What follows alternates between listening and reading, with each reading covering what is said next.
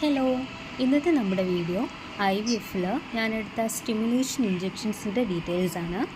First of all ആദ്യം നമ്മൾ കാണുന്നത് വെനോട്രോഫിൻ ഇഞ്ചെക്ഷനാണ്.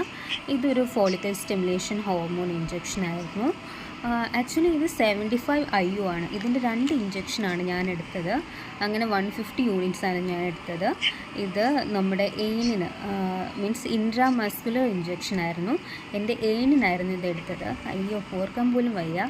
ആക്ച്വലി ഇത് 11 ദിവസം ഞാൻ എടുത്തിട്ടുണ്ടായിരുന്നു. എടുത്തെടുത്ത് കുത്തി ഒരു പരുവായ ഇഞ്ചെക്ഷനായിരുന്നു. IVF-M എന്ന് പറയുന്ന ബ്രാൻഡിൻ്റെ വെനോട്രോഫിൻ ഇഞ്ചെക്ഷൻ. പിന്നെ നിങ്ങൾ ഈ കാണുന്നത് ആക്ച്വലി ട്രിഗർ ഷോട്ട് ഇഞ്ചെക്ഷനായിരുന്നു കേട്ടോ. എൻ്റെ 11th ഡേ രാത്രിയിൽ ഞാൻ ട്രിഗർ ചെയ്ത ഇഞ്ചെക്ഷനായിരുന്നു. RHUCOG എന്ന് പറയുന്ന എനിക്കത് വായിക്കാൻ അറിയില്ല, അത് ആ ഒരു ഇഞ്ചെക്ഷൻ. ഇതിൽ ഒരു ഇഞ്ചെക്ഷൻ എനിക്ക് കാണിക്കാൻ പറ്റിയിട്ടില്ല, ഫോളിഗ്രാഫ് എന്ന് പറയുന്നത്.